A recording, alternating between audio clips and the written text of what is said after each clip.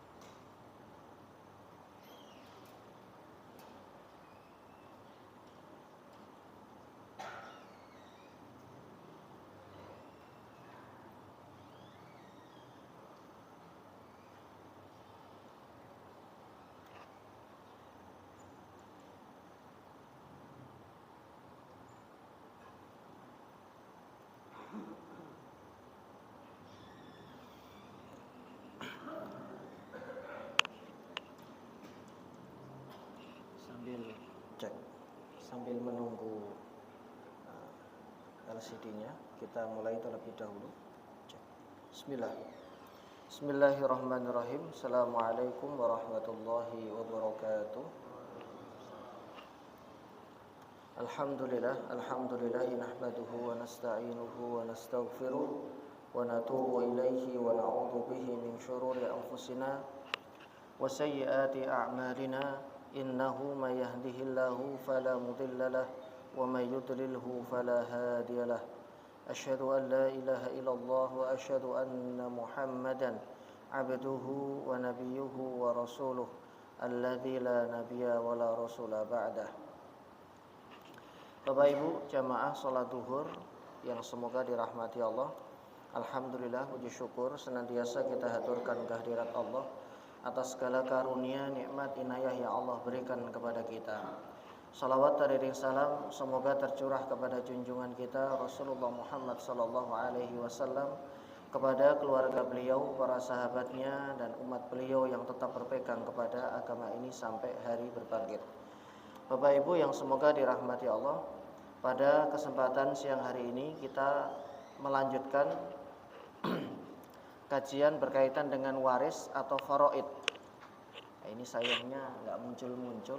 Mungkin ada yang bisa, Pak? Biasanya langsung muncul. Tadi sudah saya set bisa, tapi ini qadarullah kita masuk lagi nggak bisa. Ya, tidak apa-apa. Baik. Salah satu perkara yang diberikan atensi yang besar oleh agama ini adalah berkaitan dengan perkara orang yang sudah wafat. Dalam hal ini adalah harta warisan yang ditinggalkan oleh orang tua, oleh saudara, oleh seorang suami atau istri, atau ayah atau ibu dari seorang anak. Maka di sini Islam memberikan penjelasan, Islam memberikan dasar hukum agar kelak keluarga yang sudah dibina dan dibangun selama sekian tahun itu tidak menjadi masalah di kemudian hari karena perkara warisan. Berapa banyak keluarga yang tadinya baik-baik saja, kemudian mereka harus bermasalah di kemudian hari karena pembagian warisan. Antara ingin dikuasai oleh sebagian anggota keluarga atau mereka yang harusnya dapat tapi pada akhirnya tidak dapat karena disalahgunakan, atau sebaliknya yang seharusnya dia tidak dapat tapi diada-adakan agar dia dapat. Jamaah yang semoga dirahmati Allah, perkara warisan ini memang itu milik orang tua kita, milik ibu kita atau bapak kita. Tapi ketika sudah meninggal beliaunya, maka harta itu berubah menjadi harta bersama. Saya ulang, orang tua ketika wafat, ketika meninggal dunia, entah bapaknya dulu atau ibunya dulu atau dua-duanya sudah wafat dan beliau meninggalkan, entah itu rumah, entah itu tanah atau mungkin uang, ya, maka ini statusnya berubah menjadi milik bersama. Siapa? Ahli waris. Dalam hal ini bisa anak-anak, bisa orang tuanya yang meninggal, ayah ibunya yang meninggal, ya, atau anak-anaknya, atau bisa melebar kepada paman, keponakan, sepupu dan yang lain, tergantung anak yang dimiliki oleh keluarga tersebut atau orang tua tersebut, apakah beliau memiliki anak laki-laki atau tidak. Jamaah yang semoga dirahmati Allah, sehingga ketika salah satu di antara ahli waris ini menguasai harta warisan tersebut, dikuasai, dimanfaatkan, kemudian yang lainnya tidak diberitahu atau diam-diam saja atau memang sengaja mereka diblokir, mereka dihalangi untuk mengambil warisan tersebut padahal itu haknya, maka ini adalah perbuatan dolim. Satu, perbuatan dolim. Yang kedua adalah harta yang dia gunakan, misalkan warisan itu berupa harta, maka ini termasuk mengambil dengan cara yang dolim juga dan itu tidak halal. Oh enggak kok, itu punya orang tua saya, ya enggak apa-apa saya pakai. Betul, tapi ada hak ahli waris yang lain yang belum ditunaikan, kecuali mereka sudah bagi dan kemudian sepakat, ya, kemudian setelah dibagi kemudian sepakat bahwa misalkan kalau itu berupa kebun, maka kebunnya, ya, diambil oleh kakaknya yang nomor sekian misalkan, karena pembagiannya kebunnya luasnya sama misalkan, kemudian yang berbeda adalah yang ditanam. Nah itu lain cerita. Tapi ini belum dibagi, belum mendapatkan izin, kemudian langsung dipergunakan dan langsung dipakai, maka ini termasuk dalam kategori perbuatan dolim, mengambil sesuatu yang bukan haknya.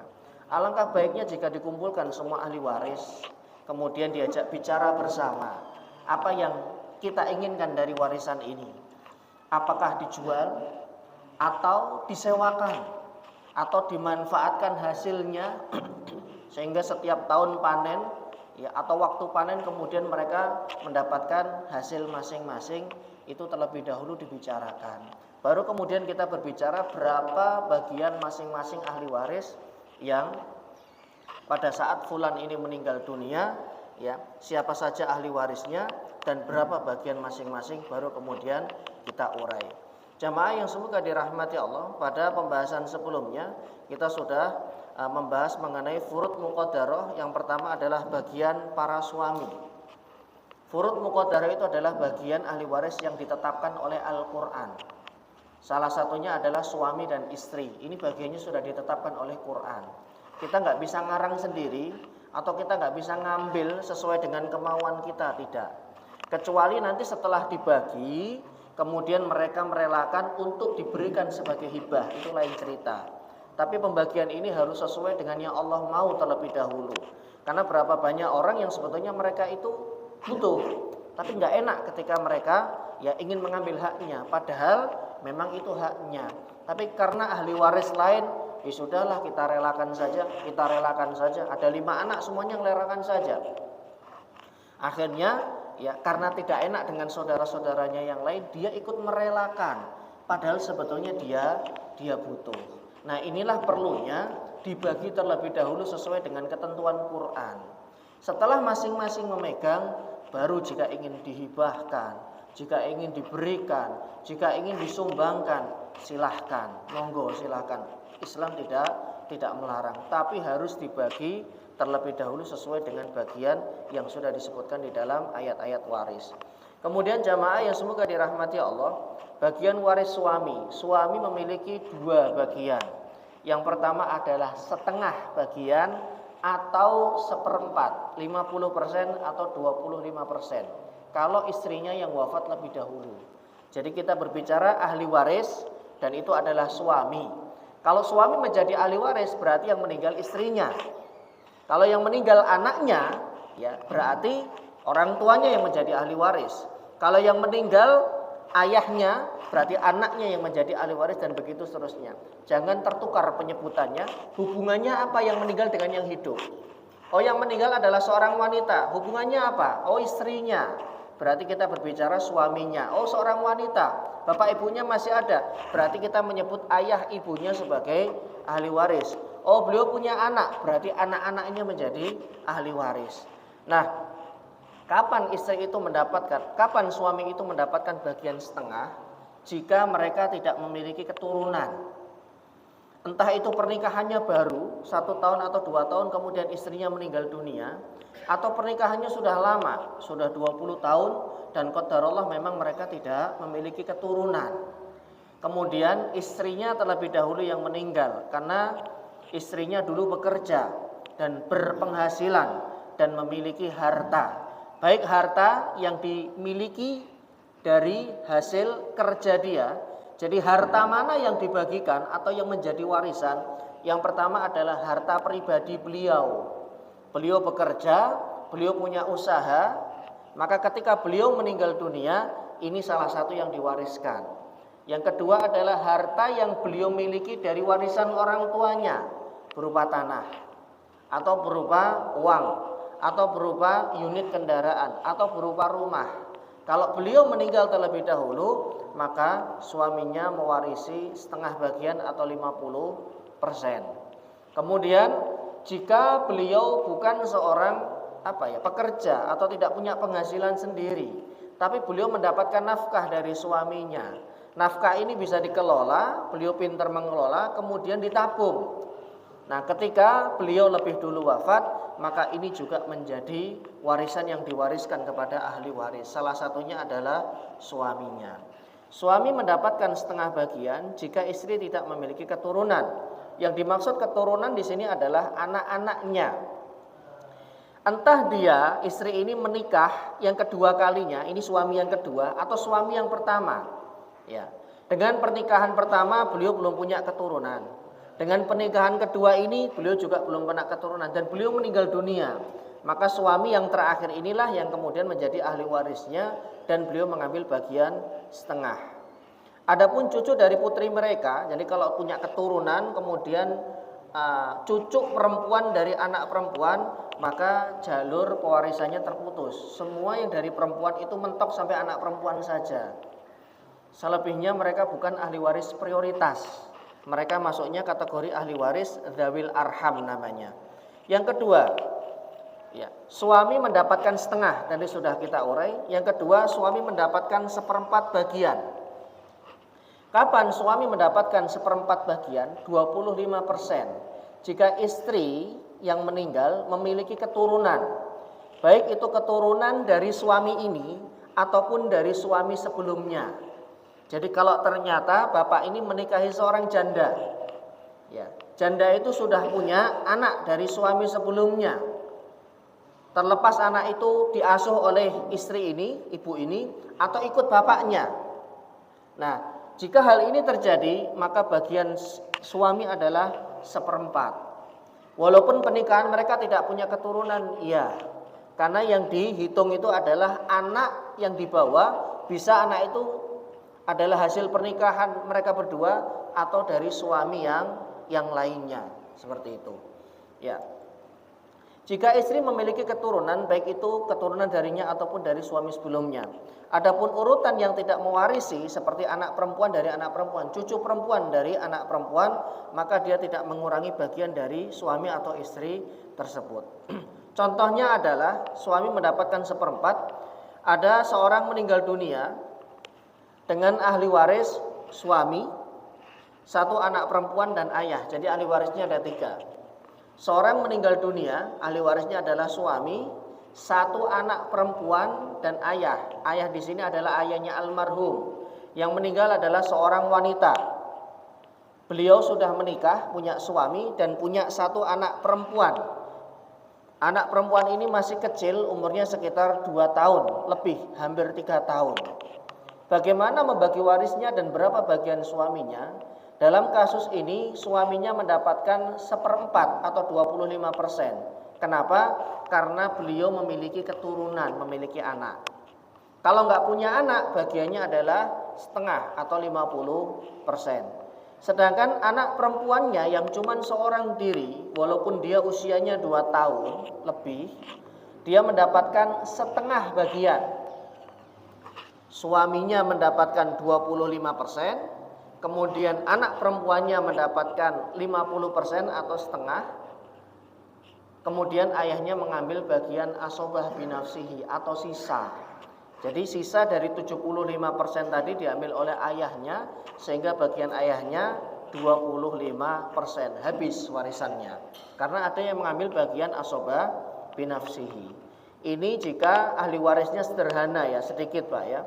Terkadang masih ada ibunya, masih ada saudara laki-lakinya, masih ada ahli warisnya ada banyak.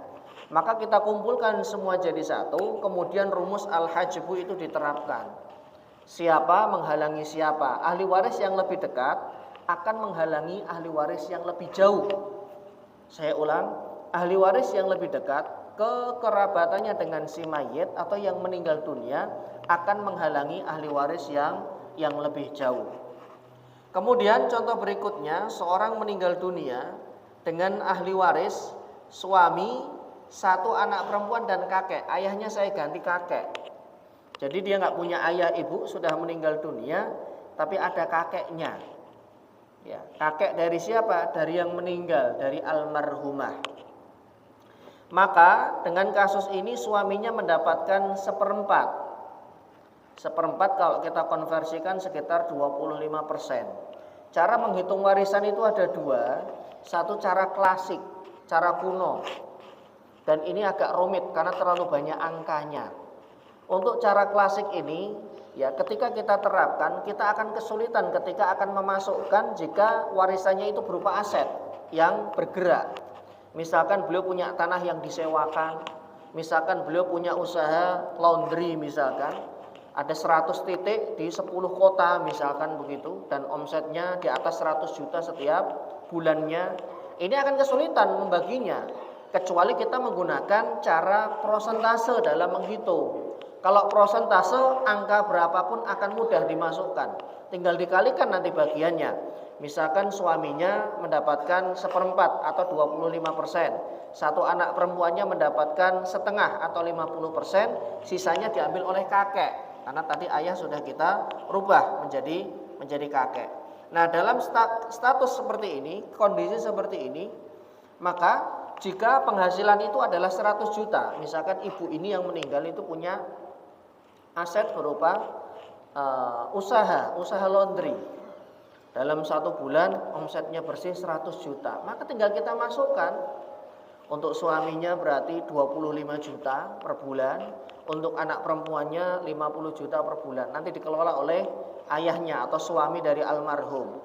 Kemudian kakeknya, dalam hal ini karena ayah ibunya sudah tidak ada, tapi kakeknya masih ada. Ya, kakek ini yang sudah sepuh tetap mendapatkan bagian waris yang diberikan sebesar asobah binafsihi atau sisa. Dan dari kasus ini sisanya adalah 25%. Karena terkadang asobah binafsihi itu beda-beda. Kadang mendapatkan 33%, kadang 1/3, kadang 2/3, berbeda-beda tergantung ahli waris yang ada pada saat itu, yang masih hidup maksudnya. Kemudian contoh yang berikutnya, seorang meninggal dunia dengan ahli waris suami, 2 anak perempuan dan paman. Anak perempuannya saya tulis 2. Dan kemudian yang ketiga adalah ahli warisnya paman. Paman di sini siapa? Paman di sini adalah kerabat dari jalur laki-laki. Kita punya ayah kita ya, punya saudara, kita paman itu punya 2 Bapak Ibu. Paman dari ibu, paman dari ayah. Semua jalur waris yang bisa langsung mendapatkan warisan, ahli waris adalah paman dari jalur ayah kita. Paman itu bisa om, bisa Pak D. Pokoknya saudara laki-lakinya ayah kita. Bisa kandung, bisa seayah. Ya, tapi kalau ada saudara kandung dan saudara seayah, dari ayah kita, paman sekandung dan paman seayah, maka paman seayah semuanya terhalang oleh paman sekandung. Ingat, saudara seayah, kita menyebutnya saudara tiri di Indonesia. Istilahnya adalah saudara tiri. Saudara tiri itu ada dua jenis. Ya, kita urutkan dulu. Kita mengenal istilah saudara kandung, saudara seayah, saudara seibu, agar tidak bingung dengan istilah ini, karena di dalam ilmu waris mereka semuanya dibedakan. Mereka punya hak untuk mendapatkan warisan, tapi dibedakan istilahnya. Tidak dipukul rata semua saudara tiri, tidak. Saudara kandung itu kalau bapak dan ibunya satu, bapaknya satu, ibunya satu, punya anak. Antar anak ini adalah saudara kandung. Saudara seayah itu adalah apabila bapak ini pernah menikah 2 kali, atau menikah 3 kali, atau menikah 4 kali, dan setiap pernikahan punya anak. Maka antar anak jika beda ibunya menyebutnya saudara seayah. Terkadang beliau punya saudara kandung. Ya, anak-anak ini ada saudara kandungnya, misalkan dari istri pertama, kemudian meninggal dunia, 2 laki-laki perempuan anaknya sepasang. Dari istri kedua meninggal juga laki-laki perempuan. Nah, antar anak ini namanya saudara seayah. Tapi kalau bapaknya satu, ibunya satu, misalkan bapaknya dengan istri pertama punya anak, ini sekandung.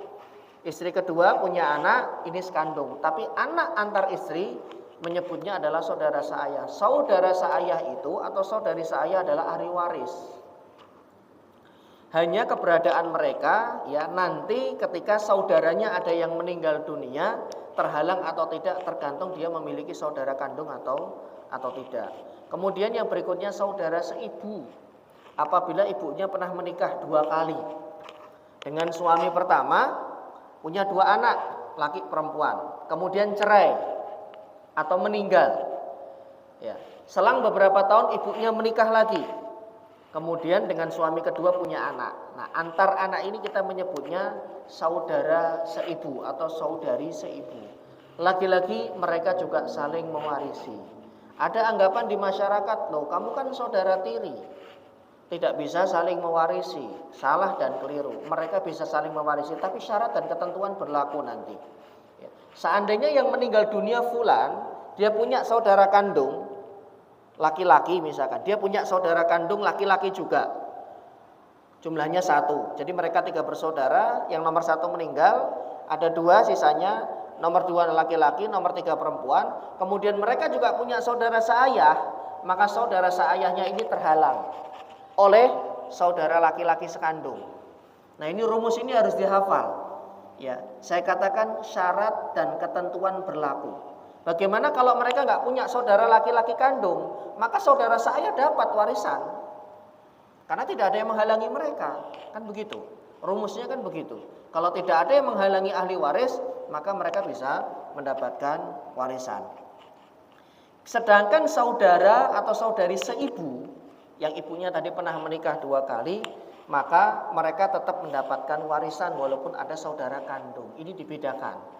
Khusus untuk saudara seibu, laki-laki maupun perempuan, walaupun ada saudara kandung, maka mereka tetap mendapatkan warisan. Yang terhalang oleh saudara kandung hanya saudara seayah saja, bukan saudara seibu. Nah, contoh di sini adalah yang meninggal dunia fulanah, perempuan, sudah bersuami, sudah memiliki 2 anak dan paman. Tadi saya menjelaskan paman. Paman yang langsung mendapatkan warisan prioritas adalah paman dari jalur ayah kita, saudara laki-lakinya ayah kita. Dengan catatan ayah kita sudah tidak ada. Kenapa? Karena paman ini terhalang oleh ayah kita kalau ayah kita ada, atau anak laki-laki. Ya. Nah, di sini kasusnya memang tidak saya sertakan penghalang.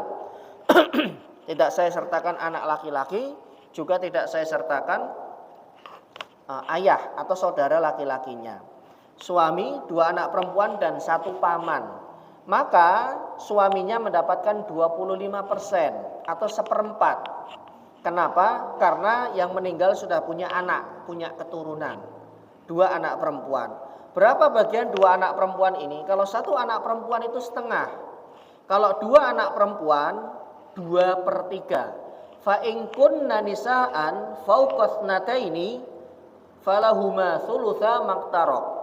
Jika mereka anak-anakmu itu semuanya perempuan, jumlahnya 2, 3, 4, 5 atau 6, punya 6 anak perempuan semua, maka bagian mereka, bagian anak-anak perempuan ini adalah 2/3. Thulutsani, 2/3. Nanti dibagi rata. Nah, berhubung tidak memiliki anak laki-laki, maka pasti warisan ini bocor dan melebar. Kenapa demikian? Karena yang bisa menghalangi ahli waris di luar keluarga inti itu hanya anak laki-laki. Keluarga manapun yang tidak memiliki anak laki-laki di rumahnya, sudah pasti warisan ini akan melebar. Ke siapa? Bisa ke saudara laki-laki dan perempuannya, bisa ke pamannya, bisa ke sepupunya, bisa ke keponakannya, dan terus ke bawah. Tergantung yang masih hidup siapa. Karena demikian ya, aturan yang Allah berikan. Loh, kenapa mereka dapat? Kita pasti akan bertanya. Kenapa mereka dapat? Mereka kan nggak ikut dalam kami mengumpulkan harta ini. Ini adalah harta orang tua kami. Kok melebarnya jauh sekali? Karena semangat Islam ingin menjaga keutuhan keluarga agar silaturahmi itu terjalin. Dan pas qadarallahnya yang meninggal ini tidak punya anak laki-laki, punyanya anak perempuan. Bukan berarti ini mendiskreditkan anak perempuan, tidak jamaah. Tapi seperti inilah memang aturan yang Allah berikan, ya, agar ya warisan ini diberikan kepada mereka ahli waris yang berhak. Maka suaminya mendapatkan 1/4 atau 25%. Kemudian 2 anak perempuannya mendapatkan 2/3 dan pamannya mengambil bagian asobah binafsihi atau sisa. Sehingga kalau kita buat persentase, suaminya mendapatkan 25%. 2/3 itu kan sama dengan 66,6%, lebih kurangnya demikian, 66,6%. Nah, sisanya yaitu nanti akan diambil oleh saudara paman dari almarhum, almarhumah, ya, seperti itu. Sekitar 9% warisan yang diambil oleh pamannya. Jika kita menggunakan angka persen, 9,4% lebih kurangnya. Nah, inilah nanti bagian dari pamannya. Bagaimana jika warisan itu berupa tanah? Ya tinggal dikonversikan. Tanah ini mau dijual atau tidak. Kalau mau dijual, berapa harganya? Nanti dimasukkan angka 9,4%-nya itu berapa. Kalau ternyata mau dibayarin oleh ahli waris yang lain agar ya nggak terlalu merebar, sudah ini tanah atau rumah akan kita jaga, akan dirawat, bagian paman dibayarin, boleh enggak? Boleh. Yang penting bagian dia sekitar 9,4% dari keseluruhan warisan. Tinggal dikonversikan warisan itu berupa apa dan kemudian dihitung angkanya. Kemudian jamaah, contoh yang berikutnya adalah seorang meninggal dunia dengan ahli waris suami 1, 3 anak perempuan dan keponakan laki-laki. Lagi-lagi keponakan ini semuanya dari jalur saudara laki-laki. Ya, qadarullah saudara laki-lakinya sudah meninggal. Karena sebagian masyarakat menganggap keponakan itu bukan ahli waris. Salah jamaah. Ahli waris dari golongan laki-laki itu ada 15 ya. Tapi semuanya nggak dapat. Kalau 15 ini ada semua, yang dapat cuman suami, kemudian ayah, ya, suami, ayah, kemudian anak laki-laki. Kalau 15 orang ini ada. Karena 3 orang ini menghalangi semuanya. Tapi kalau tidak ada anak laki-laki, tidak ada ayah, pasti akan melebar kepada ahli waris yang lainnya. Nah, dengan skema seperti ini, maka suaminya mendapatkan 1/4. Kemudian 3 anak perempuannya mendapatkan 2/3, laki-laki 2/3, nanti dibagi rata. Sedangkan keponakan laki-lakinya mengambil asobah binafsihi atau mengambil sisa. Ya kurang lebih sekitar 9,4% tadi seperti bagiannya paman. Dan begitu seterusnya. Bagaimana jika ada paman atau jika ada saudara laki-laki, maka keponakan laki-laki terhalang. Hal ini ya diterapkan di dalam ilmu waris. Contoh berikutnya, seorang meninggal dunia dengan ahli waris suami, ibu dan anak laki-laki. Suami, ibu dan anak laki-laki. Nah, ini sudah pasti warisan itu tidak akan melebar, tidak akan keluar dari keluarga inti. Suaminya mendapatkan 1/4 atau 25%. Ibunya mendapatkan 1/6. 1/6 itu sekitar 16,6%. Ya, lebih kurangnya di koma sekian persen. Sedangkan anak laki-lakinya mengambil bagian asobah binafsihi atau sisa. Sehingga jika kita konversikan ke bentuk prosentase, ya, suaminya 24%, ibunya 16,6%, keluar angka 41,6%, maka bagian asobah anak laki-lakinya cukup besar, 58,4% dari yang ditinggalkan oleh orang tuanya atau dari yang ditinggalkan oleh ibunya, seperti itu. Kemudian jamaah, contoh berikutnya, seorang meninggal dunia dengan ahli waris suami, nenek dan anak laki-laki. Ibunya kita ganti nenek karena nenek juga menjadi ahli waris. Nenek kita punya 2. Nenek kita itu ada 2. Semua memiliki 2 nenek. Nenek dari jalur ayah, ibunya ayah. Nenek dari jalur ibu, ibunya ibu. Nah, dua-duanya nenek ini dapat kalau ada dan dua-duanya masih hidup. Dengan catatan ibu sudah meninggal dunia, ibu dari almarhum. Karena nenek itu terhalang oleh adanya ibu dari almarhum. Jika ibunya sudah wafat dan neneknya masih ada, maka bagian ibu dioper ke nenek. Sehingga suami mendapatkan 1/4, neneknya mendapatkan 1/6, dan anak laki-lakinya mengambil asobah binafsihi atau sisa. Seperti itu. Nah, kemudian contoh berikutnya.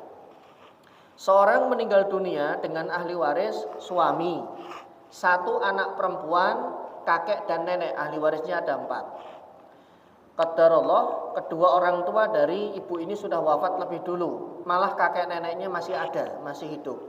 Suami, beliau punya 1 anak perempuan, anaknya cuma 1 saja perempuan, kakek dan nenek. Saya katakan pasti melebar, ya, karena tidak ada anak laki-laki. Kakek dan nenek pun juga tidak terhalang oleh anak laki-laki, karena beliau ada termasuknya usul.